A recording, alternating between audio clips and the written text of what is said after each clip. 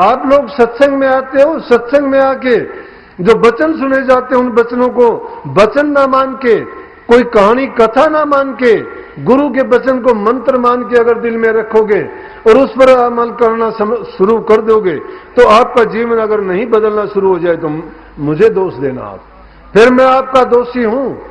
लेकिन आप जब करना नहीं चाहते हो, आके मुझे कहते हो कि जी दया करना, अरे तुम किसी के पास भी जाके करना, दया तो परमात्मा ने बहुत की है, उन्होंने दया करने में कसर नहीं छोड़ी। लेकिन इंसान एहसान फरोमोश है, कितना सुंदर शरीर दिया, कितनी सुंदर आंखें दी, कान दी, बुद्धि दी, टांगे दी चलने के लिए, काम करने के लिए हाथ दिए, ऐसा शरीर किसी को भी नहीं है, ऐसा शरीर किसी को नहीं मिला, इतना ज्ञान किसी को नहीं मिला, इतनी बुद्धि किसी को नहीं मिली, और ये फिर भी ये इंसान उल्टे कुकर्म करना सीखा इससे। फिर कोई छोटी सी भी कोई बात होती है, करता खुद है, उसके कर्म का कर्म फल और परिणाम है, उसका दोष परमात्मा को देते हुए फिर देर नहीं करता है। इसलिए मैंने कहा कि इंसान एहसान फरोमोश है। अरे उस परमात्मा का भी ये शुक्रगुजार नहीं तो गुरु का कहां से शुक्रगुजार होगा। इस शुक्रगुजारिता का जब तुम्हारे मन के अंदर ये विचार पैदा हो जाएगा, जरा कभी समय निकाल कर अपने बारे में सोचा करो कि प्रभु ने कितनी हम पर कृपा की है, कैसे कैसे उपहार हमें बख्शे हैं, और फिर भी हम उससे किए क्या जा रहे हैं। अरे एक है कि जिससे हम अच्छा काम कर सकते हैं, और वो अच्छा काम क्या है, इससे बढ़ के कोई अच्छा काम नहीं है। नाम की कमाई जीव जो करता है उससे बढ़ के कोई अच्छा काम नहीं है। वो किसी को दूसरे की चीज नहीं, अपने निमित्त काम है। संसार के दूसरे काम करते चलो, जिम्मेवारियां हैं हमारी, संतान के प्रति जिम्मेवारी है, भाई बंध के प्रति जिम्मेवारी है, माँ बाप के प्रति है, मित्रों के प्रति है। उन जिम्मेवारियों को निभाते रहो, उनमें कोई दखल नहीं है। लेकिन सच्चाई और ईमानदारी से अपने मन को पाक साफ करके अगर उसमें एक कड़ी और जोड़ो आप कि गुरु ने बताए मार्ग पर भी नाम की अगर कमाई करते चलोगे तो सोने पे सुहागा हो जाएगा। आपका सामाजिक जीवन भी अच्छा होगा, पारिवारिक जीवन भी अच्छा होगा, मन में शांति रहेगी, और जब दुनिया को छोड़ के जाओगे सुखाले जाओगे। अंत सबका आना है, मौत सबकी है, लेकिन मौत बिसारी बावरे अचरज किया कौन। उस मौत को भुला के आपने कोई अचरज वाली बात नहीं की है। ये कबूतर की तरह से आंख मीचने से मौत से पीछा नहीं छूट जाने वाला। मौत अपने समय पर आके अपने गले को दबा देगी, खत्म कर देगी, चेतावनी देती है, बहुत देती है। लेकिन सतगुरु तो आपको वचनों के माध्यम से सत्संगों में नित्य प्रति यही तो कहते हैं कि सांस का पता नहीं है आएगा कि नहीं आएगा, एक कदम रखते हो अगले का भरोसा नहीं है। हम पीढ़ियों तक के दावे करते हैं, काल कल करते हैं, काल कल काल के हाथ है, हमारे हाथ नहीं है। तो क्यों ने जो शुभ काम करना है, जो हमारे हितकर है, जो हमें फायदा देने वाला है और सिर्फ हमारे लिए है, जो दूसरे किसी के लिए नहीं, फिर उस काम को क्यों नहीं वक्त से कर लेते। तो वो क्या है प्रेमियों, सतगुरु से नाम लेके एक निश्चित समय बनाओ, निश्चित समय बनाओ, निश्चित समय बना के अपने उस सब प्रकार की जो मन में उठने वाले ख्यालात हैं, दुनियादारी की बातें हैं, जो हमने किया है, जो आगे करना है, कुछ समय के लिए अपने दिमाग की सोच को रोक के और उसको प्रभु की तरफ लगाओगे।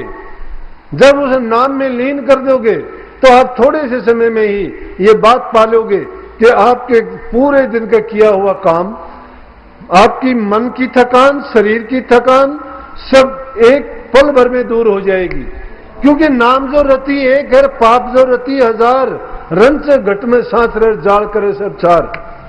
अरे पाप हजार रति को भी एक रति नाम इस प्रकार से भस्म कर देता है, जिस प्रकार से करोड़ों मन लकड़ियों के ढेर को आग की एक छोटी सी चिंगारी जला के एक पल में स्वाह कर देती है। नाम में ऐसी ताकत है, नाम एक पल में कोटि करोड़ों को पार उतार सकता है। और जग रूपी संसार से, भव सागर से तरने के लिए अकेली नाम रूपी नाव है। जिसमें बैठ के पार जा सकते हो, और कोई साधन नहीं है, और साधनों से मुक्ति नहीं है।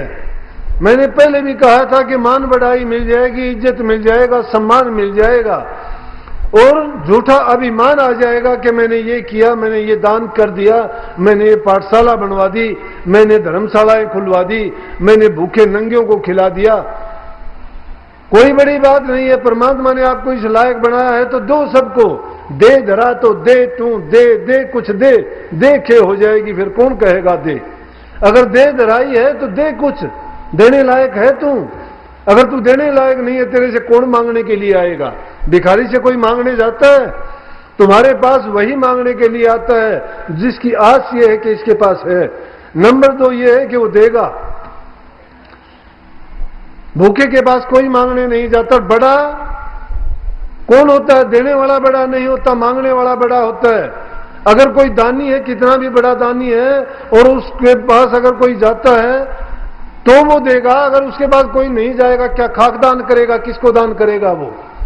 इसलिए कहिए, दे धरा तो दे तुर, अन्न द्रव का दान, अन्न द्रव के दान से हो तेरा कल्याण। मानता हूं नाम के लिए समय नहीं मिलेगा। मानता हूं युगांतरों से मन बिगड़ा हुआ है। हमने इसको ऐसी आदत डाल रखी है कि जब इसको नाम की तरफ लगाएंगे भाग जाएगा। मन मेरा मस्करा कहूं तो माने रोस, जिस मार्ग साहे मिलता है न चाले कोस। बड़ा मस्करा है, मस्कीन है ये, भागता है, एक पल में निकल के भागता है। जब परमात्मा की तरफ लगाओगे तो बिल्कुल नहीं जाना चाहता। लेकिन दुनियादारी की बातों में इसको कितना भी फंसा उतना ही उड़ता चला जाएगा। ये मकड़ जाल है दुनियादारी का। रे रिश्ते नाते भाई बंद जितने भी हमने जोड़े नाते संसार में आके बनाए हैं, और इन नातों को तोड़ते हुए देर नहीं लगेगी। वो नाता तो एक झटके में तोड़ेंगे। कोई साथ देने वाला नहीं है। ये साथी कहां तक के? कोई साथी 5 दिन रोएगा हमारे लिए, कोई 10 दिन रोएगा। कोई शमशान घाट तक का साथी है। जिसकी मौत आती है जाता वही है, दूसरा उसके साथ कोई नहीं जाता। अरे हमारे रोग दुख में वो साथी नहीं है। कोई रोग नहीं बता सकता, हमारा शरीर का दुख दर्द नहीं बता सकता। जब हमारे पास धन दौलत वैभव सुख सुविधा होती हैं, बड़े साथी होते हैं। जब कुछ भी साथ नहीं होता, गरीब भूखे होते हैं, हमें अपना मानने से इनकार करते हैं, आंखें बंद करके बराबर से निकल गुजर जाते हैं, और ये कहने तक भी तैयार नहीं होते कि कभी कोई देख लेगा और ये कहेगा ये इसका भाई बंधु है, इसका जानकार है, इसका मित्र है, या इसका कोई नातेदार है। इस बात की शर्म को लेके तो लोकलाज बड़ी चीज है। इसलिए भक्ति के मार्ग में ये रुकावट नहीं। संतों का उपदेश सीधा है कि भक्ति करो तो कुल नहीं, और कुल बिन भक्ति ना हो। जो इंसान खानदान का असली खून का नहीं होगा वो भक्ति नहीं कर सकता। भक्ति वो करेगा जो खानदान का होगा। बिना खानदान के, बिना असली खून के भक्ति नहीं कर सकता। लेकिन वो मान बढ़ाई परिवार खानदान को त्याग देगा। क्यों त्याग देगा? कि उसके अंदर मान है, उसके अंदर जज्बा है कुछ करने का, उसके अंदर साहस है। जिस इंसान में ऐसा कुछ होता है वही इस दुनिया में कुछ गुजरने के लिए अपने मार्ग पर पक्का सच्चा होकर गुजरता है। भक्ति का मार्ग कमजोर निर्बल दुर्बल का काम नहीं है। इसमें सूरवीरों का काम है। जो वीर बहादुर होता है, वीर बहादुर वही होता है जो अपने मन को रोक ले, अपनी इंद्रियों को कंट्रोल कर ले, और दुनियादारी की झूठी मान बढ़ाई और इज्जत को त्याग दे। जब हम इन चीजों को नहीं त्याग सकते, नहीं छोड़ सकते, लोक लाज में मरते हैं। अरे गुरु से तो बेमुख पड़ते हैं और दुनिया के सन्मुख होते हैं, मन के सन्मुख होते हैं हम। मन कहता हो सारे काम करते हैं, इसलिए मनमुख हो गए हम। नाम गुरु से लिया है, नाम मात्र का नाम लेके हम कहते हैं कि हमने गुरु दीक्षा ली है, गुरु के घर के हैं हम, लेकिन काम मनमुखी करते हैं। गुरु के होने के बाद गुरु को पीठ नहीं दिखाते। गुरु ने जो कहा है हमारे हित के लिए कहा है, सच्चा कहा है। इसलिए ये माया खेल खिलाती है, लूट लेती है बड़े बड़े योगियों को, तपधारियों को, साधुओं को, ऋषियों को, मुनियों को। ऐसा पटका इस मन ने कि अपने जाल में फंसाया और फिर संसार में ऐसा गिराया कि उठ नहीं पाया। इतनी बड़ी तहरीर इन संतों की थी। ऋषि पाराशर की देखो, विश्वामित्र की देखो, नारद मुनि की देखो, उन्होंने क्या क्या क्या नहीं हुआ उनके साथ में। 80-80 हजार वर्ष तक तप करने वाले ऋषियों और मुनियों को इस मन और माया ने ऐसा गिराया कि कभी उठ नहीं पाए वो। दुनिया में उनकी हंसी और मजाक उड़ाया गया। कहां गया उनका इतने दिनों का तप। लेकिन संतों की महिमा देखो, इस कली काल में नाम का भेद देके जीवों के लिए इतना सुगम मार्ग कर दिया कि जो जीव सच्चे मन से अगर नाम का सिमरण भी कर लेगा, सच्चे मन से राम नाम के ले तीर होत पाप का नाश। राम नाम के लेने से ही पाप का नाश हो जाएगा। लेकिन वो लेना क्या है, एक दिन में लेने से तो होगा नहीं।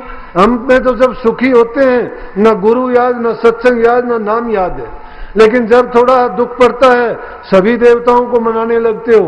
कभी हनुमान जी को, कभी देवी को, कभी गुरु को, कभी पीर को, सब याद आते हैं। कभी परमात्मा को, जिनके नाम तक नहीं जानते उनको भी मत्था रगड़ते हो। अरे तो परमात्मा को बुद्ध सोचते हो आप कि जब दुख पड़ता है तब तो उसको याद